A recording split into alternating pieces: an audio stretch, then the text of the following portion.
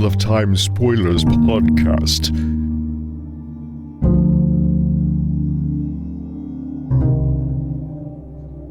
So we're here today to do Chapter 16, An Unexpected Encounter. Noel! Noel, or is the Golem? Well, I'm excited about Noel. Technically, it's both of them are an unexpected encounter. I think it applies to both, but I'm excited about Noel. The Golem is just like, eh. And then, so there's a bunch of times in here where Matt talks about being watched. And I'm trying to figure out, is that the Golem following him, or is that Noel actually following him? I assumed it was the Golem because Matt's spidey senses would be much more alerted to a predator than someone who's just curiously watching him. But Noel is also watching him. That's my big question about this chapter is when did Noel start tracking Matt? Because obviously the reason he ran down the alley after him is because he saw the Golem, like, going after him or, you know, something like that. Like, he was following Matt. So, like, it could have been Noel. It could have been. But the Golem, I think, was stalking him like an actual, like, predatory cat. And that just would get your hackles up more than someone like Noel who's just, like, watching. Right. And the Golem is waiting for him to be alone so he can attack in a private place. Right, and clearly the Golem only spotted him recently in his travel across the city because he was alone a bunch of times throughout. Okay. So that means that Noel was probably tracking him for a while and then noticed the Golem like drop down from a roof and like duck behind an alley or something like that. Squeeze through a hole in the wall. It's very unexplained. It's very ninja of Noel to have noticed that. Well, I'm assuming he was watching Matt and just saw the fight.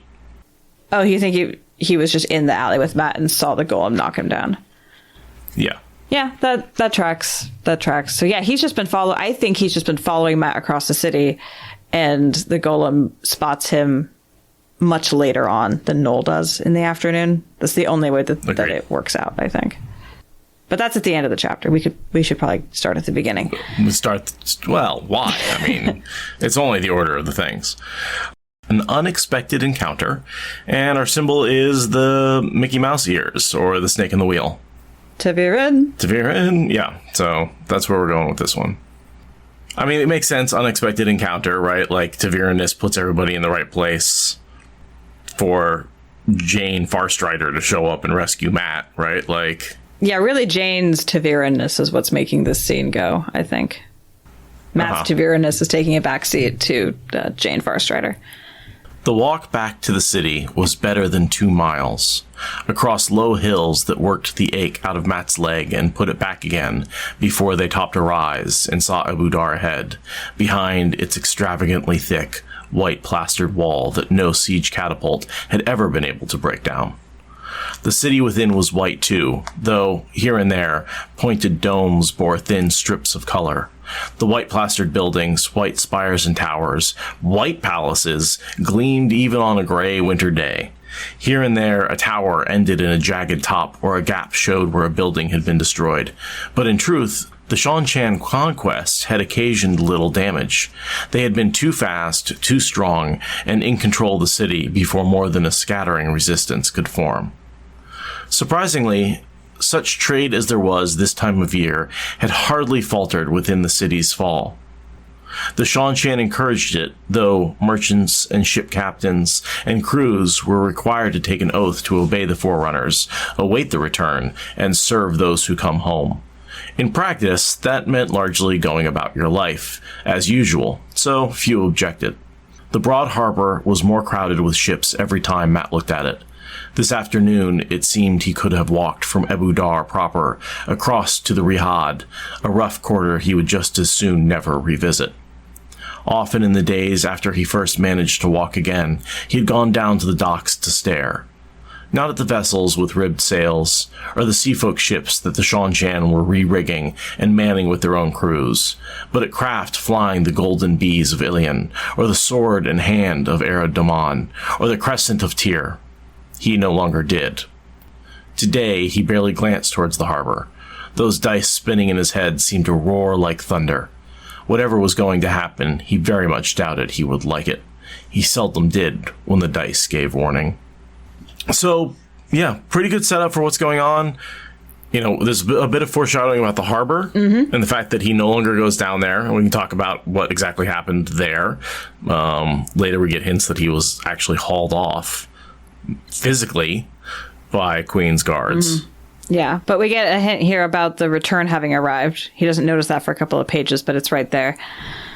Right next to that line about, that alludes to the fact that he's been physically restrained from going to the docks. I love the part about how the Seanchan didn't even have to do that much damage to the city. Nope. It was too fast.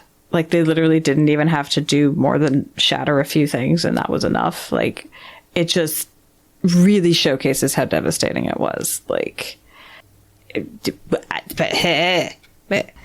Right, and we saw some of that, with the lightning in the sky over. I think the only real battle and the only real damage that happened was between the Supergirls and the Seanchan. Right, which was outside of the city. It didn't even happen in the city. Like, the building falling on Matt was probably one of, 3 buildings that were damaged. Like, really.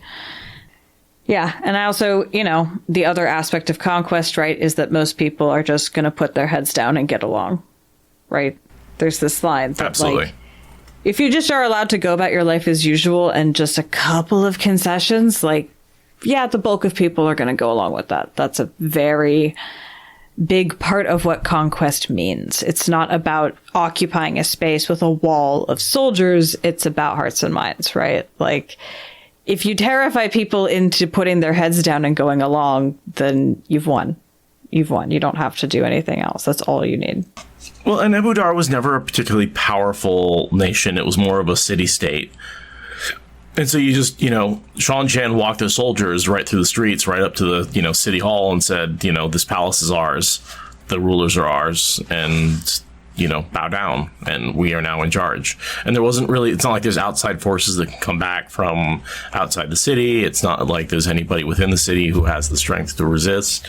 It's all, we see a little bit of that from Beslan trying to foment a revolution, but it's too little too late.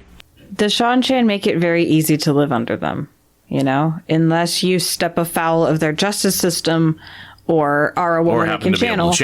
As long as you don't do one of those two things, they won't mess with your life. In fairness, if you're a man who can channel, they'll mess with your life too. Yeah, that's true. That's true. If you can channel, if you step afoul of the system of justice, which includes channeling. Right. Whether you want to or not. Yeah, but it's, what are they supposed to do? All collectively instantly turn into a resistance army? No, they're going to say, well, I'm none of those things, so may she live forever. It's not that hard of a choice. I guess the Republicans won this election. So, yeah, different regime, different group of people in charge. But, you still got to live your daily life. I mean, it kind of seems like the January 6th insurrectionists thought that it would be as easy as the Seanchan rolling up to Abu Dar. Well, if we just storm the Capitol and stand there, then everyone will accept our authority. I mean, maybe if they had channelers in chains and, scary beasts from another dimension, they would have had more success. I mean, the scary beast from another dimension was a real lack of planning on their part. A little more eldritch summoning next time, guys, maybe. Your truck doesn't count. And then, of course, we got the dice spinning, which are mentioned many, many times in this chapter, and we both agreed are just more foreshadowing Tuon showing up, right? Because she's now in the city, and it's just a matter of time until he meets her. And I think that's when the dice stop, is when he encounters Tuon in the palace. He meets her before he takes a bath from the mud that gets splashed all over him from the fight in this chapter. Right. The reason the dice are drumming is because he is mere hours away from meeting Tuon. And yeah, the dice are just drumming in his head like every other paragraph. They're getting mentioned. They're really, really present. So on a first read, you might be like, I feel like that Daughter of the Nine Moons thing is not in my imagination. I feel like that's definitely happening. Right. And it's interesting, there's a lot of the dice in his head up to this point, right, with the wall falling on him and everything that's kept him in Abu Dar. And then again, when he meets her and everything that goes on with his courtship, the dice rattle for all of that. Tuon is sort of, in a lot of ways, what the dice are rattling for him for books and books and books. Yeah, in a way, she's not Taviran for anyone except him, but she's almost like Taviran in that way. Like, the dice are so keyed on her and her relationship to Matt that it's like, it's not only about her, but the dice for a while become almost exclusively in service to her. Right. Which is weird. It's like you'd think that maybe there would be some other interesting events. Also, to be perfectly honest, it doesn't seem like his marriage with Tuon necessarily has the payoff that I would have expected. It was gonna have payoff right up until he was totally fine with slavery post last battle. Right. And then it felt like the rug got yanked out from under the payoff that I felt like I was promised. Yes, right. I was expecting some change in the Seanchan because they've been exposed to Matt. His Taviran twisting was going to change the way they ran their country. I was expecting him to take a stand. I wasn't expecting him to succeed in forcing a change, but I was expecting him to be left on the cliffhanger of, and now we need to deal with the slavery problem, which technically he kind of gave that mission to those two Suldam, but like, I was expecting that to be his last line of the series, was some sort of like, now we need to talk about this thing. And instead he was just like, fireworks for getting you preggers. It's great. And right. Yeah. So I agree. It's very frustrating how much the dice feel like they're pointing at something when we know what they point at is not something that we find satisfying for them to point at. The other interesting thing in this opening, circling back to the people putting their heads down, is the craft, all of the different trader craft that he notices in the harbor that are flying the flags of other nations. Like, this nation is occupied by a foreign power, and they're your neighbor, but you're just going to keep trading. You're not going to do like a trade embargo. You're not going to, like, you're just fine. Like, again, the interconnectedness of capitalism. Yeah, the interconnectedness of economies, the greed over nationalism, capitalism, and all of its permutations, as I'm sure RJ imagines most of these economies are capitalistic in some way or other. Mm-hmm.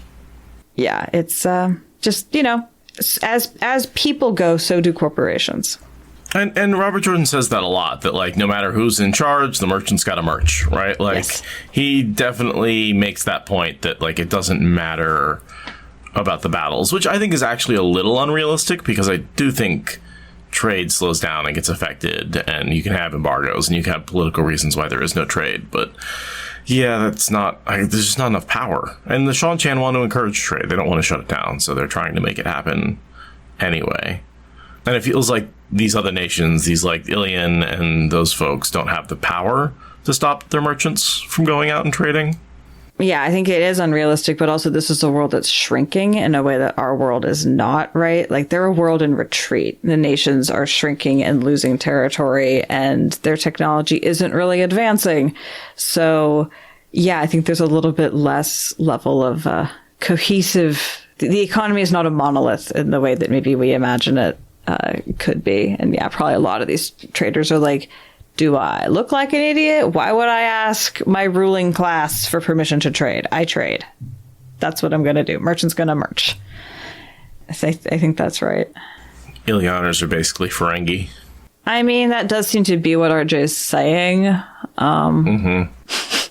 I don't like that comparison. That makes me uncomfortable in some way. But I think that might have been what RJ was trying to say, so I'll give it to you. The sort of ruthless merchants who are willing to trade no matter what, who might occasionally be a little, do a few illegal things, aka Bail Domon. And like some of them have a good heart and are almost like humans. Right. But, for the most part, they're an alien species that's just profit driven. They do be. Yeah.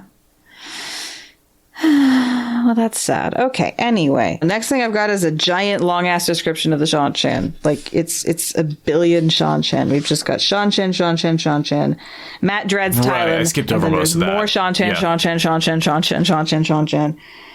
Horses. Dice. Harrowing the city for Marath Damani. Heads on pikes. Well, okay, so you got three men and a boy. First of all, his party is Tylen's son. Why am I blanking on his name? It's Beslan. Beslan, thank you. I said Telmanis when I meant Beslan. Yeah. Another thin, dark, young, rakish man that hangs out with Matt and is a side character. So they go through, there's a lot of Seanchan description, and then they go through the gates. And there's a couple of heads on the gates. Over a dozen men and 2 women. And you know who one of those women is? Who? It's the woman who married Nynaeve, Almira, and Lan. No! So the woman who officiated over that, she was... The mistress of the ships, right? Nesta Darius Two Moons. Nesta! And she stayed behind, and she was executed by the Seanchan. You mentioned this when we saw her before, that she gets executed, but it's her head. It's Nesta and her Master of the Blades. Right? Nesta Dinria's Two Moons, she was involved with the Bowl of the Winds situation. No, she couldn't have been, because they all got taken to Camelin. No, she wasn't. Yeah, no, she got left behind. I mean, she was helped with, like, arranging to get it found, but she didn't go with them to use it. Right. So she was involved in our Ebu Dar plot, stayed behind for reasons, and fuck. So if you go back to Crown of Swords, they meet Malin de Torel. She's Wave Mistress of Clan Somarin and Sail Mistress of the Windrunner, right? And then you have Nestin Darius Two Moons, Mistress of the Ships. Dorel is her Windfinder, and Barak is her Master of the Blades. And she marries Nynaeve and Lan, and then sends 20 Windfinders with them to the Terrasen Palace. So she pretty much arranged the whole Windfinder ensemble that ends up with Nynaeve. And it's her head up on a spike over the gate. Oh, that's such a bummer. I wonder if Nynaeve ever finds out. I hope not. Yeah. Yeah, they've got this whole intricately knotted white cord around the headsman's axe, which is like unraveled and used on the blood. It's like this whole like weird ceremony around execution thing. But the Seanchan are apparently fairly even-handed in dispensing justice to their own. One of the only mentions we get of rape as being a crime that exists in this world. It's one of the only times it ever gets mentioned on the page directly. Well, I mean, isn't the whole bonding a man against his will compared to rape? Mm-hmm. Yeah, it's one of the only other times that it gets mentioned in the whole series. It's very rare, but this is one of them. And it's implied a lot, right? Yeah. You know, in terms of the... If you read between the lines, for sure. Yeah. But he actually uses the R the murder all on their pleasures. Yeah, right. Right. There's a couple of descriptions of Seanchan animals I thought were interesting. Spotted white cattle with long swept-up horns. Those are longhorns, you know, from Texas, which sort of enforces the idea that the Seanchan American. are a Texas-American analog. Totally Texas cattle. Pale brown goats covered in fine hair that hung to the paving stones, long-haired goats. And then sheep with 4 horns, which I thought was kind of interesting. I don't know anything... 4 horns on a sheep? That's a lot of horns. I feel like that is a thing, though. I feel like I saw a weird series of pictures of a 4-horned creature. Sheep. Yeah, I just kept thinking back to our discussion about invasive species much. Oh, yep. Chat has given us a literal Satan goat. Mm-hmm. By which I mean it's black, has 4 horns, it has goat eyes, which are just inherently satanic, because why are they horizontal and slitted? Why? Who gave you permission to be like that? A 4-horned Jacob sheep, I think is what that's called. No, it's a sheep. Yeah, that is... I would literally run away screaming so fast if that came at me in the night. Like, that is so much horn. And also a Texas native animal. Wow. Okay, yeah. So I'm guessing that's exactly who RJ was thinking of. Mm-hmm. Like, clearly these are like Texas settlers coming in to invade and settle. It's almost like a reverse New World Very much so. settlement. Very much so. It's reminding me of a different book that postulates, what if the Americans invaded the Europeans instead of the other way around? Right. It's an interesting question. RJ definitely seems to have been batting that idea around with the Seanchan. Oh, here's another picture of one that's got a slightly less demonic coloration, but that's still a lot of horn.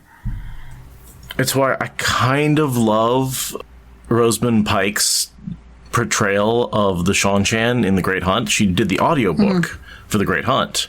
And if you listen to that, the Seanchan do have a faint southern Texas accent when she reads them, which is not something Michael Kramer and Kate Redding did, because at the time that wasn't even a thought that anybody was having. But it does seem to be that Robert Jordan, both from his own statements and here from these kinds of animals, make me think that, like, Seanchan are basically Texan.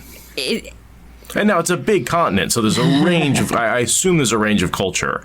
But because they've been, this empire for a long time, a lot of the quote-unquote non-Seanchan culture has been subdued into whatever this culture Subsumed. Subdued. I mean, subdued and then subsumed. I mean, both are definitely applicable here. Subsumed is the word I was looking for, though, yes. Yeah. If the capital was in Texas, I'd believe us going back to Europe and conquering all those nations the size of our states. Yeah, I mean, that would track. The Texan Empire. Yeah, let's talk about not needing to give people ideas. Let's not. Yeah. They already tried that once. Right. They want to be their own country, might as well. But I can see Texas seceding and then coming back and conquering the rest of America to become the United, States of Texas. Yeah. And then going back across to Europe. Speaking of other novels, everyone should go read After the Revolution by Robert Evans, where that is kind of part of what's happening. Mm-hmm. Well, and don't forget, Robert Jordan wrote novels that took place sort of in that general time and era, which is, American South post-Revolutionary War. Oh, yeah. He did write things other than Wheel of Time, didn't he? He sure did, under different pen names. What a trip. So, yeah, then more discussion about the Karene, the Return, which is, as we know, is just the resettlement, right? There were the Forerunners who were there to fight and battle and hold land and create a beachhead because they're I think we discussed, 1 year later, almost to the day, the Return is going to show up. Yeah, they set sail on a very deliberate pace. And so no matter how the invasion went, the Return was coming. And yeah, this was the interval. And, I'm thinking about American colonialism and how different, ethnic groups were used for different waves of immigration. So presumably the people who were picked for the Forerunners were the Scots of Seanchan, right? The shock troops going out there just being absolutely bugfuck wild. And then, after them comes the more genteel, English Protestants and other softer but still undesirable type people. And then after them comes the actual royalty that wants to really move in. Yeah, if there's one thing I'd say is a little bit unrealistic about this invasion is that there's no real build up to it. It's we spent all this time building all these ships and we haven't sent anybody across. It's just everybody all at once, all at the same time, leaves on the same day, arrives on the same day. I feel like the invasion of America happened where the first couple of years there was a couple of ships, the next couple of years there was a few more, and then you've got exponential growth and building up to this wave after wave after wave of people that happens over a century, right? And they're having this all happen on one day. I'm guessing the power of prophecy, real prophecy, plus the crystal throne is kind of what creates that artificial commitment to the cause. Because yeah, you're right, that makes no sense. It's like they all knew what was going to happen and just had to follow through with it, which is something a doomseer and a binding chair might possibly make feasible, maybe. Right, but the idea that they're not sending over a bunch of scouts and there's not a bunch of trade that happens. No, they do send over a few scouts. Not before the invasion comes, but technically, they do technically send a few scouts, a whole week ahead of time. No, I agree. It's Deus Ex Machina colonialism edition. Right. I like that. That's a good way of. Well, I guess Texas does do everything big, so that's the Seanchan way. I mean, they just were very committed. They have a level of centralized control and technical proficiency that allows them to commit something that ginormous into being and to follow through for the 2 centuries it takes to make it happen. And they were religiously committed to it because they have the power of like literal demonic prophecy, guiding them through that. It's ridiculous, but it does fit with our fantasy escapism nonsense rules. Mm-hmm. I like Matt's assessment that this is going to be harder to dislodge than the army because people are always harder to dislodge, right? You can fight an army back the way they came. People who settle, you never know, right? You never know if they're never going to leave. They're going to make homes. They're going to interbreed. They're going to be married. You can't fight them off. I mean, as people who are actively the children of illegal squatters on this continent, we are a testament to that, us and our stupid sheep.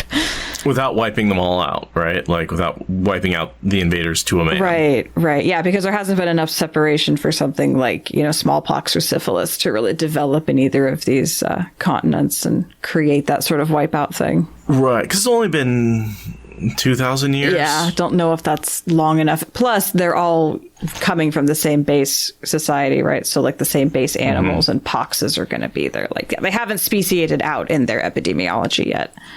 If anything, the Seanchan have access to many more kinds of animals, and so are more likely to have the diseases that they spread back to the people of Randland. Well, maybe in a couple of years, there's going to be a big old pandemic. And that'll be kind of one of the hallmarks of the beginning of the Fourth Age, would be a pandemic. Because of the Seanchan, parasites getting into the population. And then I always wonder how pandemics and, magical healing interact. Is it possible to, snuff out a pandemic if you can actually, heal somebody from it entirely and then prevent it from spreading? Yeah, we never really get a discussion of how viruses versus bacteria really work with healing. Right, we get an idea that eyes are harder to work on than arms, but we don't really get an idea of if an infection is the same thing as a full-blown parasite. Because it seems like infections are relatively easy to heal, right? They do that all the time where someone's got with Perrin when he's got that infected arrow wound, and he just heal it right up. So bacteria don't seem to be a problem. But viruses are different. But nobody, people who have access to the one power don't get sick, right? They don't get viruses, they don't get the bugs, they don't get the flus, right?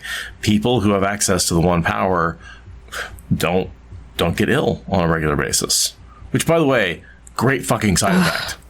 I'll take the ability to touch the one power just so I never actually get sick. Right? Live That's longer, great. Get sick less. I don't even need the magic blow shit up with my mind stuff. Just give me the side effects. Yeah. That's an interesting question. Yeah, so having a percentage of your population immune to sickness, being able to heal, it'd be interesting to see how that interacts with plagues. Or if there's just this, background level of people getting sick that you're never going to catch up with. Well, I mean, that seems more realistic, but much like the perfect birth control, RJ doesn't want to deal with the messiness of actual biology. Yeah, it's nice that they just have Heartleaf tea that they can just take and it works every time. Yeah, and so apparently channeling keeps pandemics from being an issue. I do wonder though, the Heartleaf tea thing is one of those. I wonder if it's like most birth control methods, it's 95% effective, and we just don't hear about the other 5%. Well, I mean, that's still deeply unrealistic for an herbal tea, but sure. But yeah, no, I mean, for sure, But what about a magical herbal tea? Now we're back to why can't it be 100% effective? Right. I sort of, in my head, think of it as a genetically engineered plant from the Age of Legends that just survived the breaking, and that's why it works so well. I will take that headcanon. That works. It proliferates, and it's effective because it was genetically engineered and just did really well in the aftermath of the breaking. I'm going to use that headcanon, just plaster over that plot hole real quick. And that's how, how we have, bacteria that produce hormones now, right? Because we can genetically engineer them to do that, right? I love genetic engineers. Fucking Agonors of the world are going to do so many cool things before they bring about Trollocs. Right. And I imagine one of those is a perfectly 100% effective birth control plant that anybody can grow and grows in the wild. Why wouldn't that be just the best thing ever? Yeah. I like that. Some female Aes Sedai came up with that during the Age of Legends. Hell yes. Yes.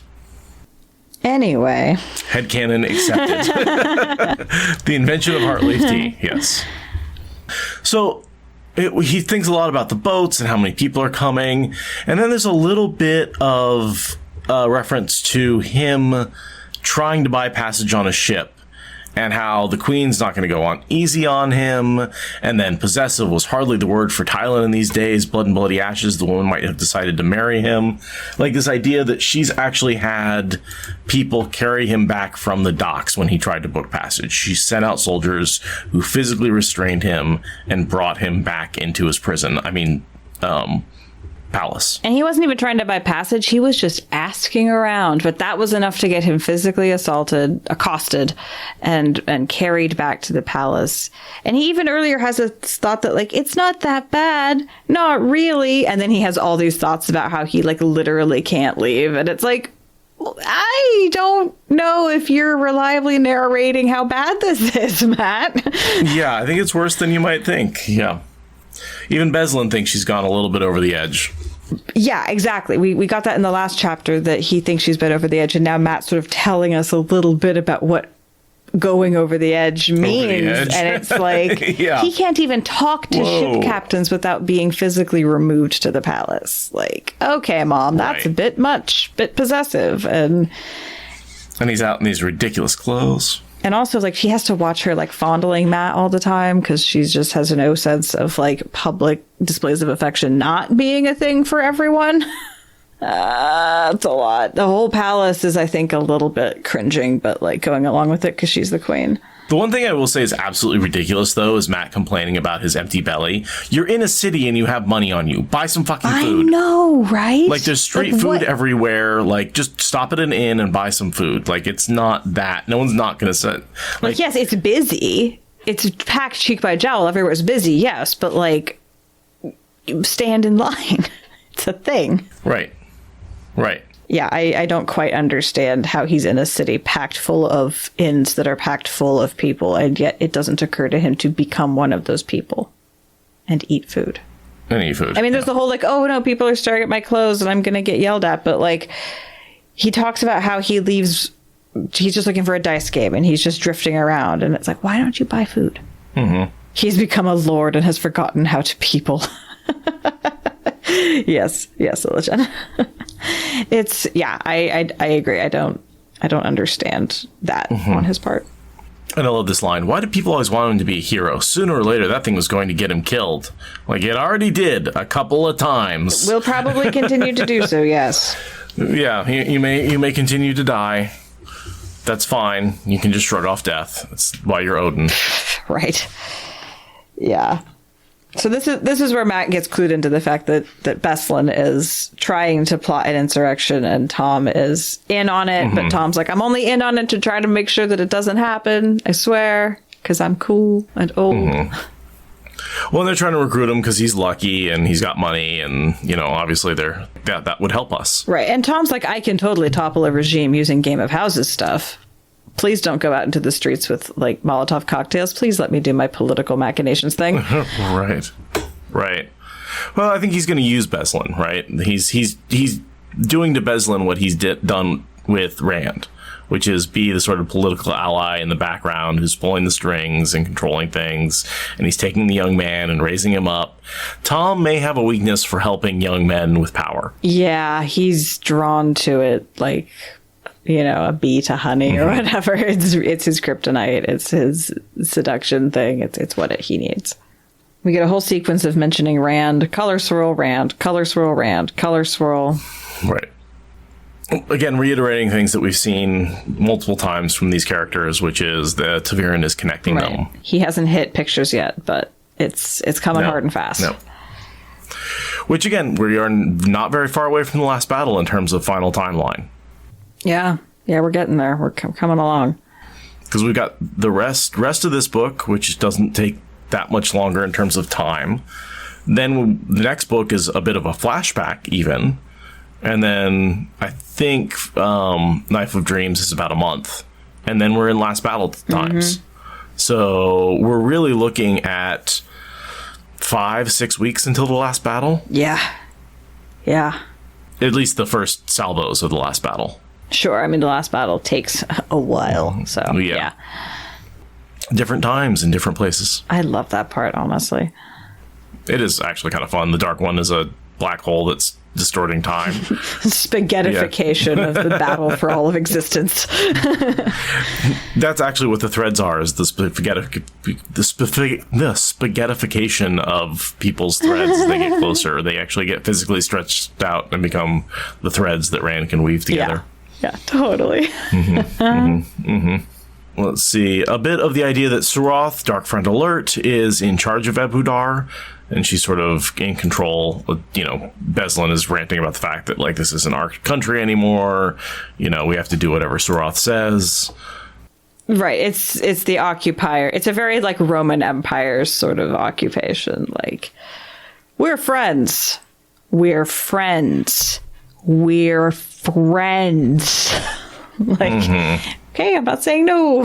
And then, I love Tom and his perceptiveness here. Matt's like, cool his temper and yours too. And Tom comes around and goes, listen, I'm trying to be cool, but I guarantee no matter how crazy we get, it's going to pale in comparison to whatever you do when you decide to pop off. I've seen you do it before. I know the kind of risks you take. We are nowhere on your level. And Matt's just like, because it's true. It's so true. It's exactly what happens. He releases the freaking sea folk as a distraction. I mean, so over the top from anything Tom would ever dare. Restarts a war as a distraction, right? Like a war of the one power. Oh my God. It's a circus. He starts a literal circus so he can run away to an actual circus.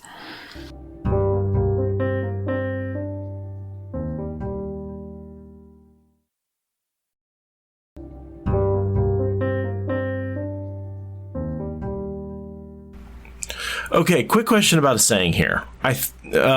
Matt says to Tom, I think by this time you'd have had enough of shaving blind.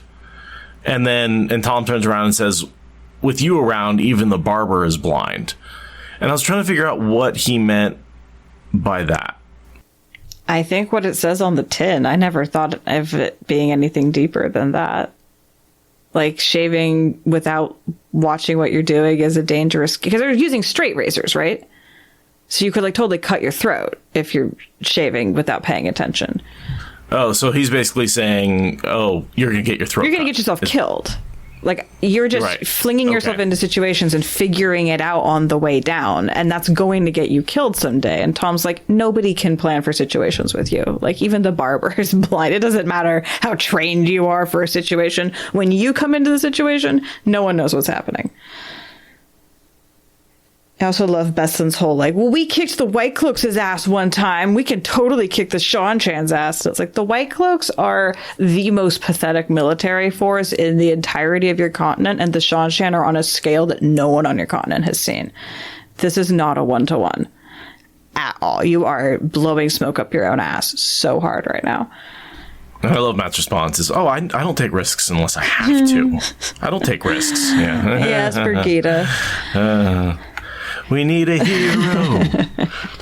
I'm no bloody hero. Yeah, totally.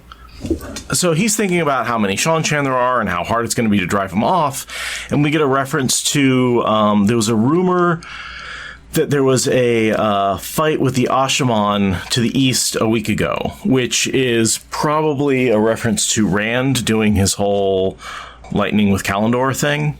Absolutely what that is. Yep. And giving us our timestamp. It's been a week since that happened, which it's been more than one chapter or a handful. A lot has happened chapter wise since then, but only a week on the timeline. Mm-hmm. And that was the end of Crown of Swords. So basically, again, we're talking this entire, what chapter are we on? 16 chapters of this book have taken over the course of the last week.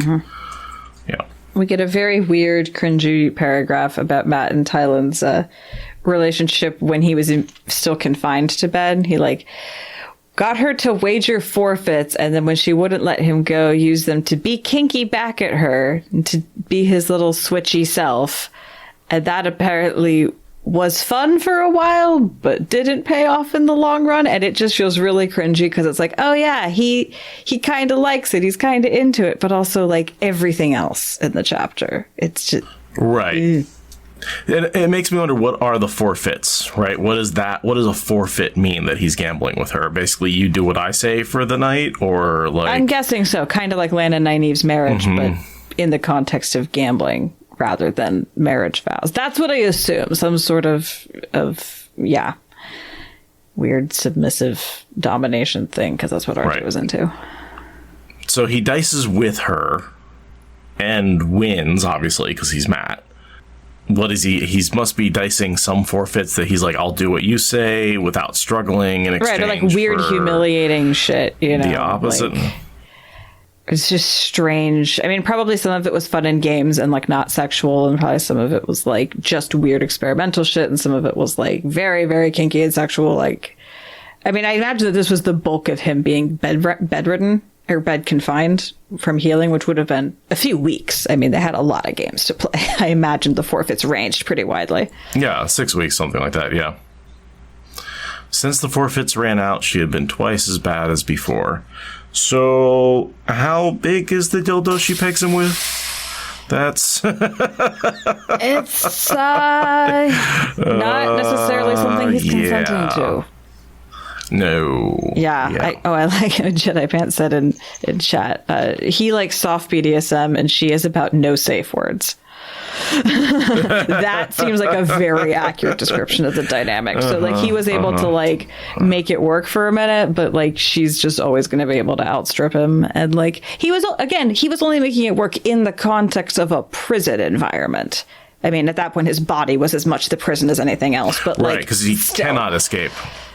Not a huge fan of that, even though he's managing to make it work because he's stuck there for weeks and he's not going to hate it the whole time. He's going to make it work, but he shouldn't have to.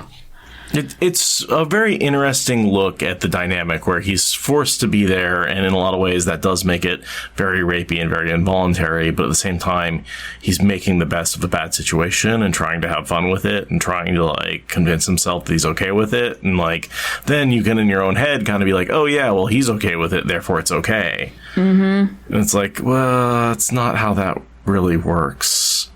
Yeah. We're getting to the very sticky parts of this. Because, like, we've gotten past the blatant rape scenes that were earlier in the book, where she was literally, like, tying him up and forcing him into bed and not letting him out, like, escape. But now it feels like he's sort of given in to the inevitability because he's tried everything he can to get away and it hasn't worked. Right. And that can look like somebody who's consenting when it's really just... you've run out of excuses and ways to try and get away. I mean, he even thinks in this chapter about how an oath given on pain of death is no oath at all. Like, consent given in a prison isn't really consent at all. Like, you can't consent in that kind of environment. And yet, you know, one thing we do have to contend with is when he does leave her behind, he does show quite a bit of affection for Tylan. So confusing. I mean, I get it that that's a normal human thing, but it still confuses me. And I assume that means he wrote it well because it's confusing from the outside. It makes sense from the inside. But I mean, yeah, we're getting, like you said, we're past the really overtly obvious assaulty scenes and we're into the much grayer space of what's going on in people's heads, which is really hard to parse. And I think what makes me feel icky about it is the idea that Matt, you know, he usually does all the pursuing, and in this situation, it's reversed, and he's being pursued. What it's missing is that he tries to only pursue people who are okay with it, and he backs off when people say they're not okay with it, and Tylan isn't doing that. And so there's this like, oh, a taste of his own medicine, but his medicine was never non-consensual. Right? Yeah. Being kind of sexy and maybe even crass is not the same thing as ignoring consent. Like, it's just not. Right. And so that's where, you know, the whole, I think even Elaine said it, right? Oh, maybe he's getting a taste of his own medicine finally. And it's like, he's really not. Right. And even when he says here, like, he used his forfeits to give Tylan back a bit of her own medicine. Like, I really doubt that he actually gave back to her a bit of her own medicine. Like, I don't think he's that mean. I don't think he could make himself be that mean. Not to mention, these are forfeits she agreed to by gambling with him. Again, yeah, it's like this is a completely manufactured context for consent to even exist. And it doesn't really. Enjoyment can barely even exist here, right? Like, is this enjoyment or is this him, like, not wanting to be miserable constantly and figuring out how to not be miserable?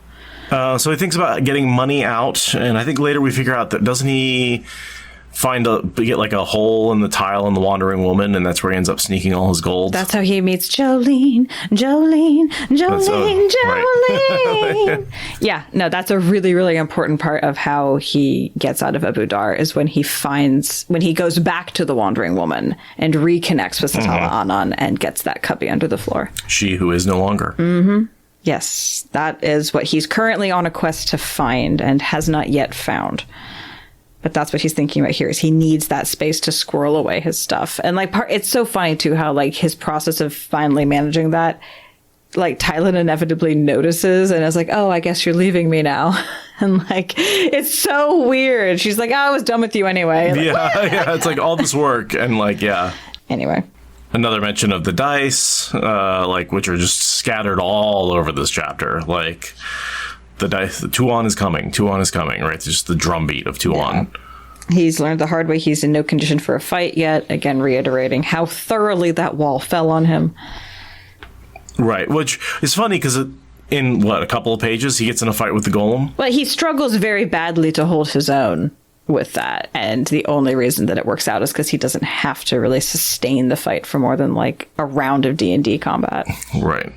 It is pretty amazing though that the golem doesn't gut him instantly, considering he's wounded. He has to get the medallion out, right? Like it's shocking. It's Taviran. It's like there's two Taviran in the scene. There's so much Taviran happening. Right.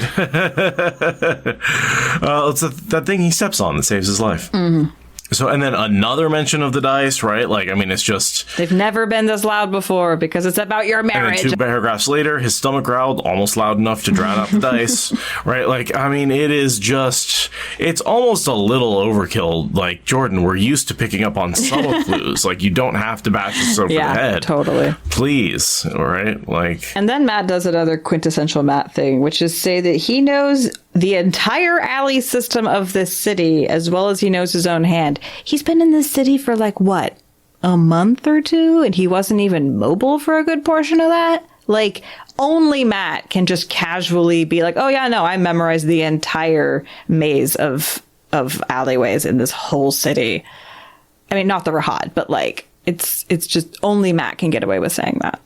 Maybe he doesn't know his way and he's just randomly picking directions and he's just lucky that it always happens to be the right one, so he thinks he knows the way he's going. Well, I mean, there is that line in The Hobbit where when Bilbo's lost down in the mountain, Tolkien's like, oh, by the way, hobbits don't get lost underground nearly as easily as humans. Their sense of direction is like way, way better. And so, yeah, he just doesn't get lost. So maybe it's, Matt's luck is kind of performing the same function here. Now, Matt just points himself in the general direction and trusts, and it's good. I was thinking about the dice. There's a point where there's multiple dice rattling in his head at once, and they start like stopping. He's like, they changed. They got a little quieter because one, and he later figures out one set of dice stopped, but there's still like 3 more rattling. But I think that's after he meets Tuon. I think that's like closer to the last battle, Knife of Dreams time. Yeah, it happens. Once he figures it out, like the whole thing levels up because he has to be kept on his toes, I guess. I don't really like it once multiple sets of dice are happening. I feel like at that point the utility is being overutilized. But yeah, it is definitely closer to the last battle when things are bendier. So another mention. Okay, oddly enough, he still had the feeling he was being watched. So, yeah, again, it's hard to know if it's Noel or the golem that's watching him.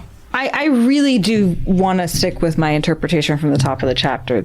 So just for context for the audience, if you aren't reading along, Matt takes off from his group. They all go back to the palace, and he decides to, use the alleys to hop across the traffic. I think at some point Noel spots him and is following him after he splits off from the other group and is managing to like jump across the traffic and through the alleys with him. Like, I think Noel's been trailing him since he got back into the city. And the golem has to come in much later. It just, because it could have gotten him in any of these alleys. Why did it get him in the alley it did? Because that was the first alley it had the opportunity to get him in, is what I'm thinking. Right. So I do think Noel's been watching him, like back with Oliver and Beslin and Tom. Yeah, he probably was hanging out near the gate waiting for him to come through so that way he could pick him up and see where he went. Which means I was wrong about Golem being what triggered Matt's spidey senses, but, it was just because it's like if they're both watching him, the Golem's going to be the eyes he's feeling, but I'm feeling like it's just Noel. Yeah, agreed. For, I guess a couple hours. Like, Noel's really interested in Matt. He's really, really interested in Matt. Well, he's seen Matt do a few crazy things, right? Or no, well, he was sent to watch, that's right, Noel was sent to watch Matt back when Jacob Carradine was killed. He was following Matt before Jacob Carradine gets killed. Because he's the weird old man that tells Matt that Jacob Carradine's palace is where Cheyenne just went into. That's right. Yeah, back in the chapter with insects and all of that. But sort of in that era, that chapter is sort of when we first, we know that Noel has been following Matt and, appears to have had, his mind messed with because he doesn't really remember. He appears to be at the service of the Forsaken, but somehow being told to spy on Matt broke him free. Well, no. What it was he was spying on Carradine's pretty little killer. That's who he was spying on at first. And then he notices Matt following Cheyenne, notices Matt being very curious about where Cheyenne went into. And then that's right. He kind of changes tracks to following Matt. And we don't really know if that was or wasn't in his instructions. I think it wasn't, though. I think that choosing to be intrigued by Matt is part of how he, reclaims himself. Right.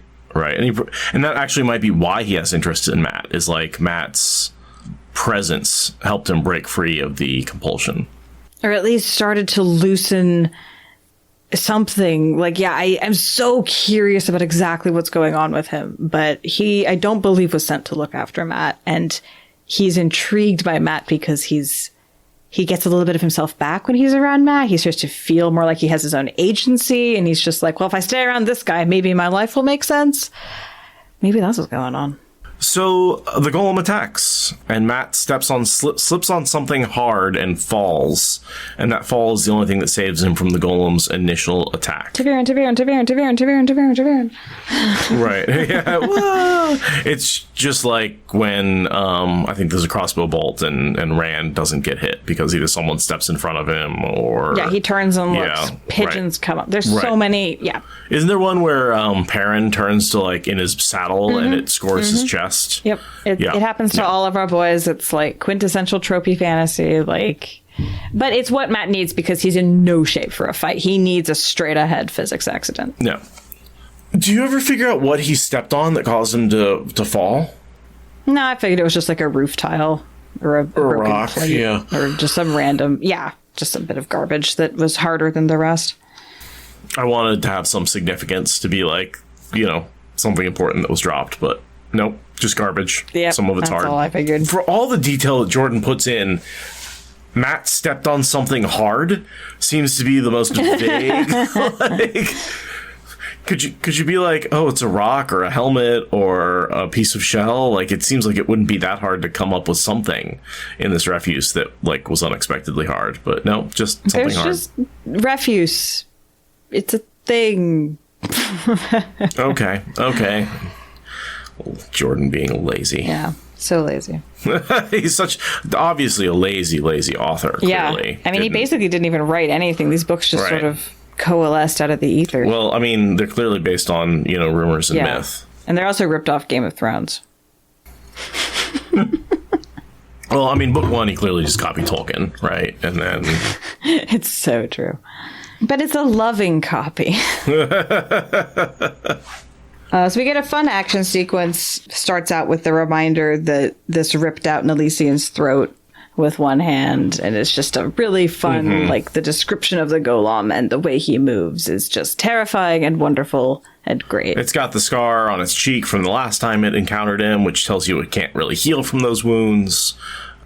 Yeah, so, there's the fight. Matt reaches under his shirt and breaks the strap on the medallion and starts using it like a little, I don't know, a flail. Yeah, and he just starts burning the shit out of the golem. The golem does not like that. Yeah. And I honestly think that all the golem has to do is accept the pain for a second, and he could easily kill Matt, right? Oh, yeah. But he's not used to experiencing pain. The golem has basically never experienced pain. You know how upset little kids get the first few times they get hurt, right? Like the golem is going through that level of indignity. Like, how could this happen to me? How could I be hurt? Yeah, like not me. I'm invincible. This is impossible. I've actually had that reaction when I've hurt myself badly a couple of times, where like I go into a little bit of shock and then I deal with it, and then usually I have a little like crying moment where I'm like, I really hurt myself and I am scared of how badly I am hurt and how that's going to affect the rest of my life. It turns out it's, usually not a big deal. But, when I relatively recently, 6 months ago, sliced off a big chunk of the tip of my finger. And I freaked out a little bit, and, it's healed, but it still is painful when it's like fairly numb in that area. And if I press too hard, it gets painful underneath. And it is a very, very small reduction in the quality of life, right? Occasionally my fingertip hurts now. Hurting yourself is scary. Because especially when you're not sure how bad it's going to be. And you can have a very emotional reaction to that. Yeah, and the golem is used to being completely impervious. He has no idea if that pain will disintegrate him quickly, if it will poison him. Like, if he can ever heal from it. Yeah. Right? Like, is it just a permanent open wound? Can golems heal? Exactly. So, yes, on the one hand, he could probably sustain the pain and deal with it, but he doesn't know if that pain represents an existential threat or just mild momentary discomfort. And so Matt, he's trying to get the attention of people in the public, because this couple of times the golem has stated I don't want to draw attention. My goal is not to, I'm supposed to kill in the shadows. I'm supposed to be secretive about it. I don't want other people knowing what I'm doing. Yeah, he gives us one of those lines here. I'm ordered to avoid notice, save by those I harvest. Which is just, that's a word. Yeah. That's a choice. But yeah, Matt thinks, I need eyes. That's the only way I'm going to survive this. I can't fight it off. I have to drive it off through context. And who should come running up with exactly the same idea for some mysterious random reason? Tyrion. Noel Farstrider, a.k.a. Jane Farstrider, who's... Noel Charon. Noel Charon. He does eventually go by Farstrider, doesn't he, though? No, he admits to being a cousin of Jane Farstrider, but he always goes by Noel Charon.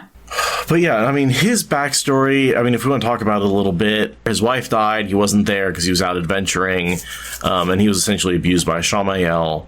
And then we think was passed to Grendel at some point because she has him in her palace, and then possibly was assigned the task of following Carradine, the pretty little killer. What's her name? Cheyenne, right? So he's following Cheyenne, probably at the orders of Shamael. I think that's some cross-Forsaken politics going on, right? That, one Forsaken is sending his minions to spy on the minions of another Forsaken. Yeah, that would make sense. And we know that his wife died of, a fever or something, because he gives that story about how his cousin, Jaime, wasn't even there with his wife to hold her hand as she died. And so it's this big, huge regret thing. And we have no idea what he was doing with the Shamael, but I like to assume that it has something to do with those weird warnings about the Eye of the World that we get in Eye of the World. Right, because there is the idea that, there was a man who left the message and then disappeared, right? And he goes to a man shows up at the steading and stays for a while and seems to get better, leaves them a message and then takes off again. And yeah, it seems like Noel Farstrider, Noel Char and Jane Farstrider, first getting released back into the wilds after being abused by a Shamael, and Ogier's steading would be the place you would wander and kind of collect your mind again, and then eventually be like, I'm burdened by too much terribleness. I can't stay here. I need to go out into the world and stride far. And then, I guess gets picked up and passed around through a series of Forsaken hands until Matt kind of just random Taviran tugs him off onto a new trajectory. Right, and don't forget that he was also around during the fall of Malkier, right? He was a young man. He was a young Malkiari. Right, yeah, because he says at the end, tell the Malkieri Jane Farstrider died clean. He doesn't say tell the world. He says tell the Malkieri.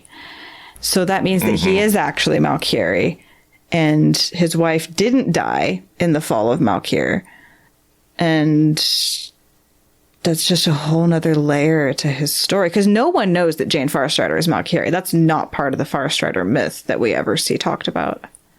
Right, so, because remember in Eye of the World, Baalzamon brags that he painted Jane Farstrider as a fool and sent him to the Ogier. So that's why we think that old man... Sent him to the Ogier thinking he had escaped me, or something like that? Yeah, something like that, yeah. And he ends up in Shara, and travels with the Sea Folk.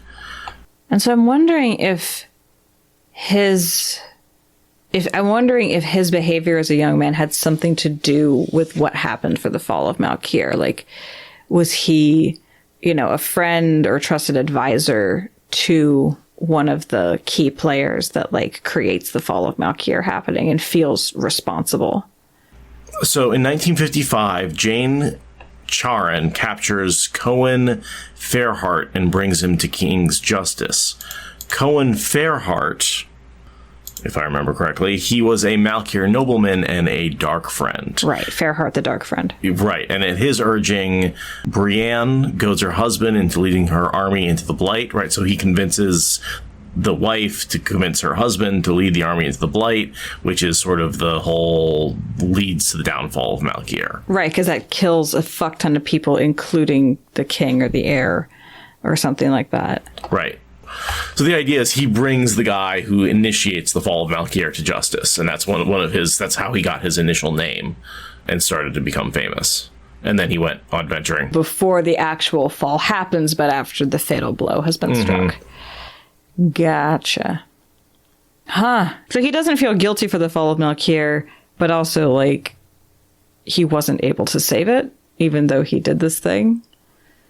Because I wonder, why he says, tell the Malkieri I died clean. What did he do to make his reputation among his people bad? It sounds like he did a good thing, bringing this guy to justice.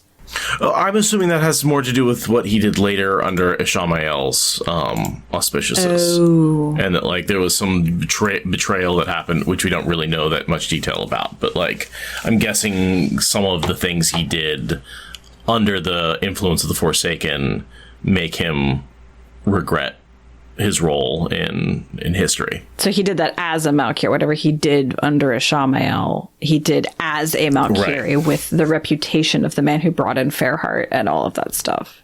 I wonder how he got entangled with Ishii, because it's not just anyone. Wonder if it was the wife dying. I can give you her back. I can bring her back. Swear to me and she can live again. And so that's why he goes after him. But it's just you can't just bring people in. Only channelers have that weakness. And he's not a channeler. So what convinced him to get in so deep with Ishii that he could do bad things? Oh, I think Ishii just compelled him. Well, then why would he feel guilty? Because toxic masculinity, because he did those things. The same reason that Morghese feels guilty for still wanting to love Ravine. Yeah, that's true. It doesn't matter that it's compulsion. It still gives you you find the justification in your own head. You still want to do those things. Yeah, that's a good point. I don't know. I guess I expect every compulsion like that to be Grandal level brain wipe. And that's just not, That's only Grandal. That's only Grandal. Yeah. Well, we see that Ravine has this weak compulsion that he uses on the women around him. That's, he has to renew on a regular basis and doesn't necessarily totally mind fry them. All right, that makes sense. What do you think he had him do? What do you think Ishii had him do that would be so bad for Malkier that he wants to go suicide death to redeem himself like Ingtar? Because he's not a dark friend, I don't think. I think whatever it is, he's not a dark friend, so it's not exactly like Ingtar, but it's not unlike Ingtar. Yeah, we don't get a whole lot of details to headcanon a whole lot, but yeah, there's not a lot to work on. Yeah, there's not a lot to work on in terms of like coming up with details. Huh. But I mean, a lot of shit went down in Malkir. There's no lack of possible things. Right, yeah, I guess the question is how involved in the downfall of Malkir was he? Because to me, it seems like he was still a hero during the fall of Malkir, did a bunch of traveling as a hero, got all the travels of Jane Farstrider written about, and only later was he captured by Shamael and brainwashed and used. Right, but Jane Farstrider isn't considered a Malkiri in all the discussions we hear of him. He's just some random person. I want to know more. But yeah, maybe he like betrayed some of Land's guardians or tried to spy on the heir in the years after, or it seems like the timeline feels to me like he must have betrayed Malkir while Malkir was still a nation rather than besmirching their legacy afterward. But I mean, okay, timeline. 955, he captures Fairheart, right? That's like way back. That's before the fall of Malkir. Then he goes and travels for a while in 968. And like, Malkir fell in 960-ish? Because Land's 40 years old. So like 955, maybe right after, is the fall of Malkir. Jane Farstrider goes and travels for a while. He publishes his book, The Travel of Jane Farstrider, in 968. Right? So that's about 8 years after the fall of Malkir. In 81, he goes into the Blight and disappears.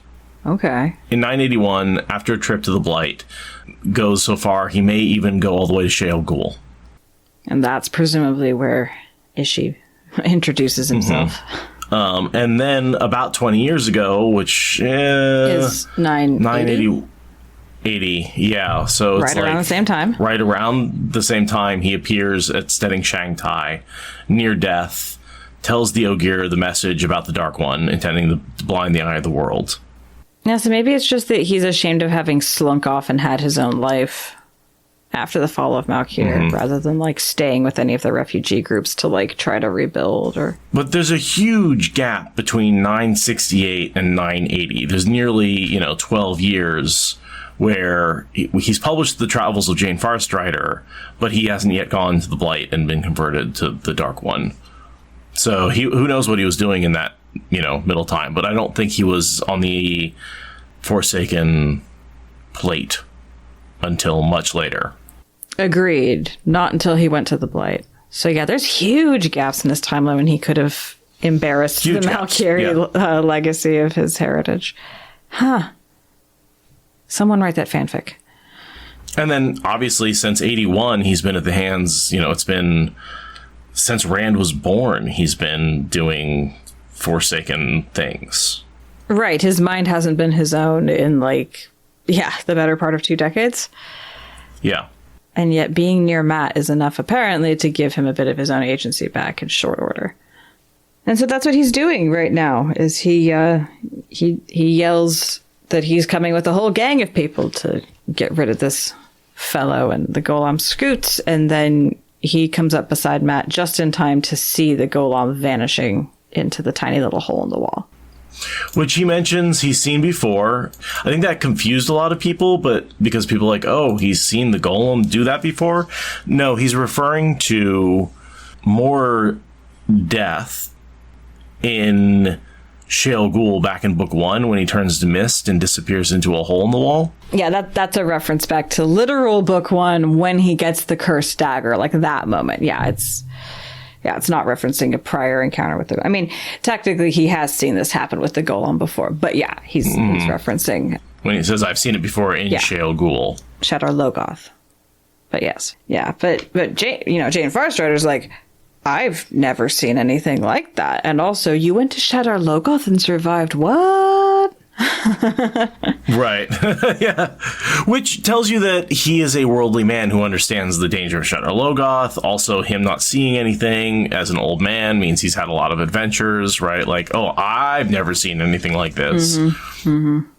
Okay. Yeah. And presumably he decided to save Matt because Matt makes him feel like himself, but we never really get a good explanation for why he decided to intervene. No, but he has been following Matt since the Silver Circuit. I guess, yeah, he's like, no, I'm interested in you, don't kill him.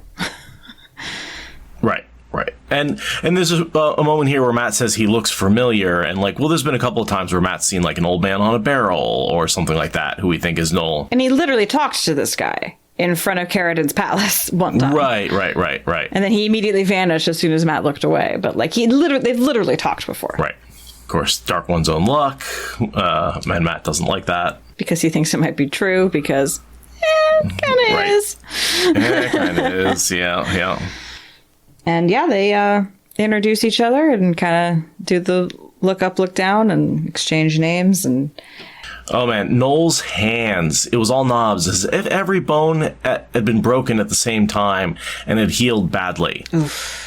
To me, that means that Ishamael broke all the fingers in his hand and probably healed them deliberately badly, right? Probably used the one power, or the true power, to heal, broke all of his hands, and then healed them wrong, so they would be all fucked up and the joints wouldn't work anymore. And he couldn't be like a proper swordsman or... Yeah. Probably had to relearn how to use his knives all over again with his hands the way they were. I'm also going to headcanon that he was really into playing the guitar before, and now he can't, just to add extra trauma. That he had some Tom-like Lehman stuff going on? Yeah, and it's one of the saddest scenes in any movie when the musician gets their playing hand stomped underfoot. It is one of the saddest scenes that can happen in a movie. So I'm going to headcanon that is a moment, a trauma that Jane has. Because of course he has a little bit of Gleeman in him. Of course he does. He loves to travel. He loves to tell stories. How could he not have a guitar? Tom and Jane Farstrider have a similar relationship as Moraine and Codswain. Yeah, the legendary versus the familiar, but it's the same person. Right. Just like they both have... They're like new, but they're basically the same personality with kind of a similar backstory, and like, but it's that character can't be that role anymore, so we have to come up with a new character to fit into that spot. Especially because we've got 3 people that we have to pair up with, so you have to like clone these guys. It's not just that even if they don't die, you still have multiple plot threads you got to put them on. So yeah, no, I super agree. Right. And yeah, he's like, I'm just going to sleep in an alley. It's fine. I'm 70 years old, but this isn't a problem. And Matt's like, I sleep at the palace, and if I'm... You saved my life. I might as well get you a spot. Yeah, I got some spare resources that I've been accidentally forced into buying by this bitch. Mm-hmm. And I get the feeling that Noel has spent many, many nights sleeping on the street because he doesn't have the resource. He doesn't want to go back to the dark friends. No. And he doesn't have any money. So, yeah, I'm sure he's just been sleeping on the street. He's probably spent more nights sleeping out in cities than Matt has been alive. Like... Yeah. Yes. More dice! More dice! More dice! I am Noel Charon, Matt Cawthon. No, I have been here some time, but my pallet in the attic of the Golden Ducks is now occupied by a fat Ilianer oil merchant who was rousted from his room this morning in favor of a Seanchan officer. I thought I'd find somewhere back in this alley for tonight. Rubbing the side of his big nose with a crooked, knobby finger, he chuckled as if sleeping in an alley were of no moment. It will not be the first time I've slept rough, even in a city. I think I can do better for you than that, Matt told him, but the rest of what he had been going to say died on his tongue. The dice were spinning in his head, he realized. He had managed to forget them with the golem trying to kill him, but they were still bouncing, still waiting to land. If they were warning of something worse than the golem, he did not want to know. Only, he would. There was no doubt of that. He would, when it was too late. Which is next chapter, when he meets Tuon for the first time. And gets married by pure accident. Whoopsie doodle. She's my bloody wife. Say that 3 times fast, Matt. So there we have it. Jane Farstrider has officially joined the party. The last ingredient you need to really save Moraine. Yeah, there's a lot of plot points that can't move forward until you've picked up Jane. Tuon is the other person you really have to pick up before you can leave from Abu Dar, but you really need Jane. Yeah, Tuon and Jane and Brigida, I guess Brigida and Jane Farstrider never really spend a lot of time together. No, they never meet in the real world. Because at this point, Brigida has moved on to help Elaine. Although I guess there is that chunk of time when Matt is in Andor with Elaine trying to sell her the dragons. And so there is Brigida They and could Noel interact and that then. sort of... Yeah. They could interact then, yeah. But, you know, the Heroes of the Horn hanging out with Artaviran. I suspect she would avoid him because she's pretty much totally lost all her memories by then, and he would just give her uncomfortable vibes in the back of her head where she knows the memories were. And here's a good question. Is this the first time Jane Farstrider is bound to the Horn? Was he ever, is he a newly bound hero to the Horn, or is he one that's been reborn multiple times? I think he's newly bound. I think this is the first time he's a new hero of the Horn. Really? Yeah, I don't think he's ever been around before. I don't think he's been hanging out in the world of dreams. I don't think he was ever living any past lives, because all of his stories and adventures come from this life. I always just assumed that all the heroes were old hat at this, but there's a quote even in chat that during the battle at the field of Marilor, it is revealed that Noel was bound as a hero to the Horn of Valere upon his death. I'm guessing something saving Moraine in the Tower of Genji. Between all of the life that he lived and the way he turned that shit around at the end, and then literally went to another dimension to bring back Moraine. That's pretty heroic. I mean, but I assumed, well, he is a hero of the Horn. Of course he would do something like that. Right? It never occurred to me to wonder if he was new to this, but I absolutely think he's new. Yeah. Which is why him coming back for Ulver is such an emotional thing, because he became a hero of the Horn in that moment to come back from Ulver. That does add so much more import. I always cry at that part. Now I'm going to cry twice as hard. Right? Aww. Only Noel could be like, yeah, not only am I a hero of the Horn, or I became a hero of the Horn specifically. I mean, not just to save Oliver, but that, I think it adds a lot to that scene that he wasn't just, unlike Brigida, who was a hero of the Horn on her death. Obviously she'd revert back. That's something we kind of could have seen coming, right? That whole, oh yeah, she'll die, but then come back when the horn is blown. Cool idea, Brandon. But it was just sitting there ready to be plucked, right? Because we knew she was a hero of the Horn. I think Noel, he wasn't a hero of the Horn, and we didn't know. Obviously, we couldn't have known it because he wasn't. And then he becomes a hero of the Horn, and you can only do that once, right? You can bring back one character who wasn't a hero of the Horn, and say yes, they get. You can only really get away with that for one character, I think. As far as building the story and stuff like that. Right. And we got it teased that that's possible in book 2, right? Because Hawkwing claps Huron on the shoulder and says, every now and then someone gets to come along with us, and you might be that brave. Exactly. So it was definitely teased way back when. I like that so freaking much that he's not a hero right now. He's still in the process of earning being bound to the Horn. Absolutely. And I don't think he would have been without saving Moraine. Yeah, absolutely. I love that. I love that a lot. Right, because the whole prophecy, there will be a third, I don't know who. Right, it's very important that Noel make that decision to be the third to become a hero of the Horn. Right, because it could be, in theory, anybody who could save her, could suicide themselves, but this whole hero of the Horn thing, he's on his own arc that intersects with her arc, and yes. So yeah, Jane Farstrider. I love the way Jordan took an in-world book and took the hero of it and created a real character out of them. Yeah. Right, because I do think in the early one, Jane Farstrider is just oh yeah, of course our main characters read. Of course they have a hero that they care about and is cool. I don't think he ever intended to include that character. But initially. Then it just works too good. As an actual character. There's so many threads you can bring together, and then Marco Polo can be a hero of the Horn, and it's great. And the fact that Rand named his horse after Jane Farstrider's horse is pretty good. That is fun. Yeah, no, he's a really, really meta Russian nesting doll kind of character. Yeah, he's a character in a book about a character in a book. Who's also a legend. But not yet. He will be a legend, Right. but he is a legend. But he will be a legend. Right, which will fade to myth.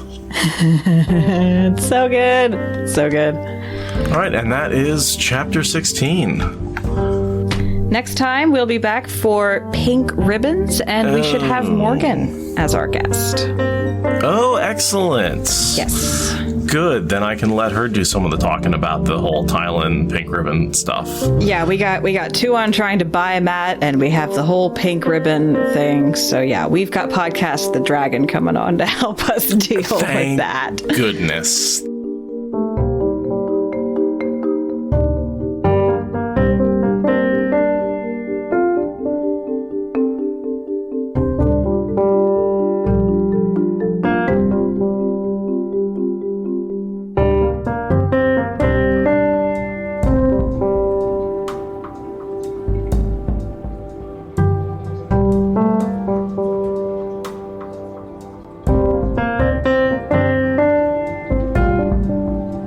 And maybe we can give her a badge or 2.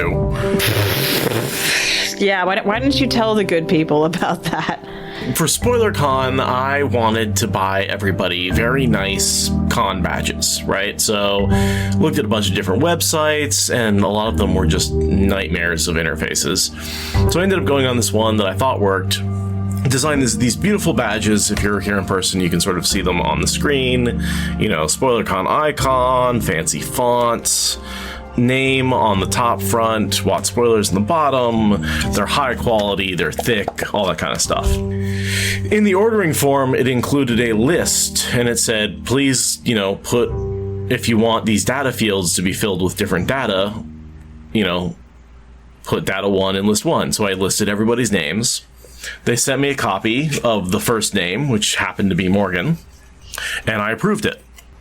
Well, apparently, when they sent me this proof to approve, they weren't going to print 1 of every name. They were going to print 30 of Morgan.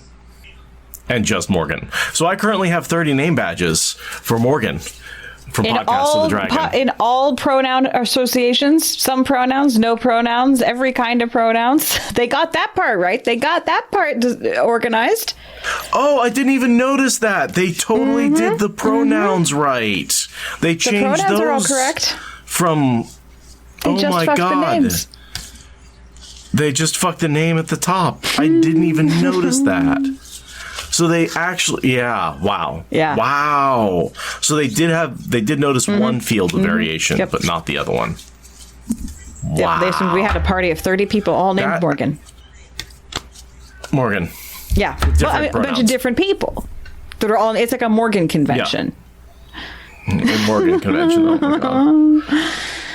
So, yeah, no, it was, not to mention I ordered expedited shipping and they got stuck for like a month in customs.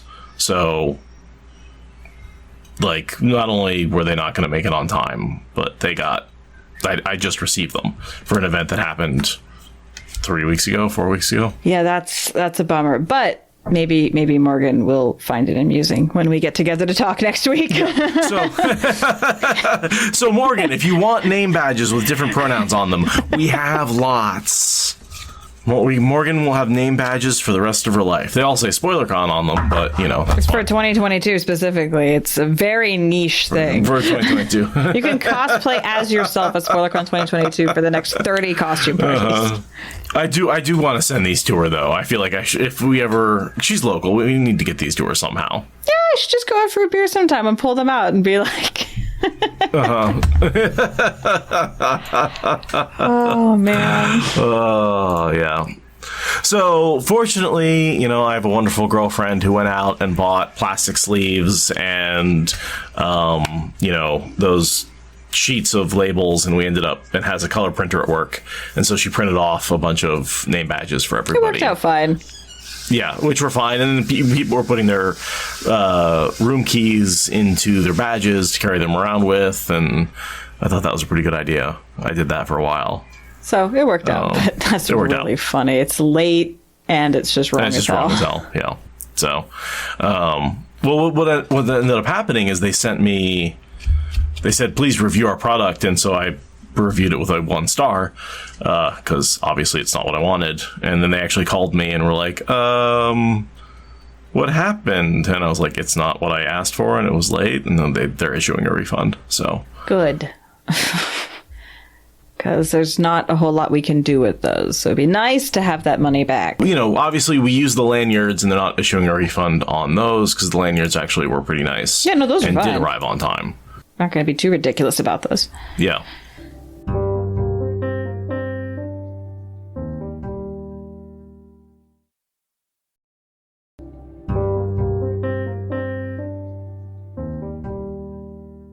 So guess who I got to have dinner with last night? Ooh, I saw this because we have shared email, but I'll pretend I don't know. Jason Denzel, yes. Yeah. So Jason was in Beaverton, which is about a 20-minute drive from where I live, at the Powell's in Beaverton, signing for his new Mystic trilogy, which we talked about when he was on as a guest. And so I got to go out there and listen to his Q&A, and he did a reading from one of the books he's working on, and then I got to take him out for drinks and pool afterwards, and we hung out and had a good time until I took him back to his hotel. So it was good to see Jason and good to talk to him, and it was kind of funny walking down the street with him as he had to duck under all the trees. Oh, is he tall? Oh, yeah, he's tall. Yeah. You know, authors, tall white men, same thing. Brandon, Robert Jordan, Jason Denzel. Yeah, there aren't any other authors, actually. Those are the only authors. I'm assuming Tolkien was really tall, because that's the only way for this you to had make to be sense. a tall, totally. But yeah, other than that, I've never heard of any other authors. No, there aren't any other authors. That's it. We've run out. Yep. I don't think I've N.K. Jemisin who? Chat, I don't know. C.S. Lewis gives me short man vibes. Well, that's awesome that you were able to hang out with Jason and like give him a familiar face to welcome him to Beaverton and his book signing. And that's for the 3rd book of his trilogy, right? He's wrapped up that trilogy now. Yep. And Mystic Skies. Nice. I've seen a couple of people on Twitter have been picking it up and reading it, partially because of, I guess, the promotion around it. They're making me want to pick it up too. It seems to be hitting the right tone with the people I follow on Twitter. So, yeah. Yeah, I'm actually I have book 2 and 3 because I purchased them at the SpoilerCon auction, and so I'm going to get my. Unfortunately, the biggest problem right now is there's no copies of book 1 printed, right? Because he came out with book 1 like 7 years ago, and they pretty much sold them all out, and they haven't done a reprint for book 3, which I was asking him about, and apparently that's something they're negotiating with. But really, to read, if you haven't picked up book 1 yet, the only place to get it is through ebooks. Mm-hmm. So I need to get a hold of book 1 so that I can read the full trilogy. But yeah, it was interesting listening to him talk about his future projects and what he's working on now. And he's got some interesting ideas. And he read a segment of a chapter that got Never gasping at the ending. It sort of started off as what felt like a young adult perspective, and then there was blood and guts everywhere, and it was pretty graphic. And it was like, oh, okay, that's a good twist. It's a good twist. Nice. You threw me for a bit of a loop there, because that was not what I was expecting, and it definitely got my attention. And it was well attended, reasonably? Sure. I have no idea what well attended means. I mean, there was probably 10 people-ish there. It was, sort of a random Monday night at Powell's, which was otherwise pretty empty. So, Monday night, yeah, I can see that being not the highest traffic at Powell's. Right? No, it wasn't. So, but that's the Powell's that Sanderson has a relationship with, right? Yeah, because they put his books up on screen pretty early, or on the shelves pretty early in his career, and he goes back to them pretty much every time. Right. That's cool. Oh, and now chat has followed up with a picture of authors circling C.S. Lewis and with an all caps caption, "I was right," because he does appear to not be the tallest person in this group of dour men with intense hair parts and suits. It's hard to tell because most of them are sitting except for the 3 in the back, including C.S. Lewis. True. But he is shorter than the other two that are standing. He's shorter than the other two that are standing. But look at the legs on the front, guys.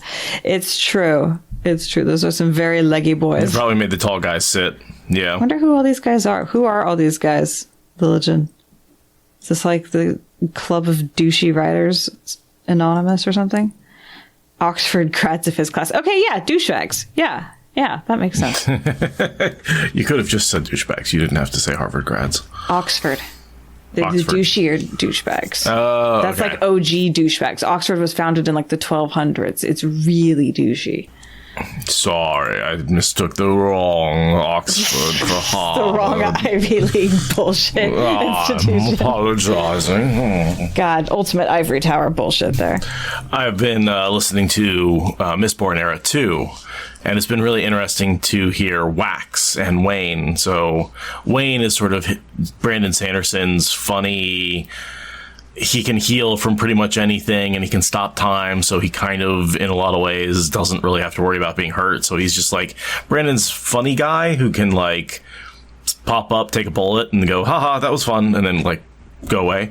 And it's kind of funny to see how close Sanderson, Matt, and Brandon Sanderson's Wayne really are in terms of characterization and the way Wayne like creates backstories reminds me a lot of the way he wrote Matt. The way Wayne sort of likes to put his personality into another character. Yeah, it's interesting just to read that and be like, oh, okay, I see like where Brandon was trying to write a funny guy. Mm-hmm. And like, but unfortunately, when I read the last three books, I don't necessarily see Matt. I see Wayne as that character. I read book 1 of Era 2 and just sort of never got around to picking up book 2. Like, I bought it. I have it, like, right there. I just never got around to picking it up. Nah. Oh, and also I follow up, Oxford was founded in 1096, even older than I said. Oh, okay. Just, anyway. You got to correct the facts. That's the brown Aja. No, we got Editing a radio doesn't have to do it now. Editing a radio is going to have to do it, and now they don't because, like, recording a radio did it. It's what we call real-time feedback. Yes. Real-time fact-checking myself. So, yeah, that was fun. See, anything else of significance? That was a busy day because... We took my car in to get, the check engine light came on and it just needed a tune up or whatever. So I just took the car in and then never agreed to have her grandmother come over for dinner. But of course they called and said the car's ready at like literally the same minute her grandmother showed up for dinner. And they're like, oh yeah, you have to come get it now. So, awkward. And I'm in the middle of cooking, right? And so I end up sending her off to go get the car while I'm entertaining grandma and cooking. And then after dinner was done, we went out to the book signing and saw Jason. And so the whole day just turned from like a relatively easy day to, oh my God, everything's happening all at once. Oh, man. I went out to a show on Friday in Eugene.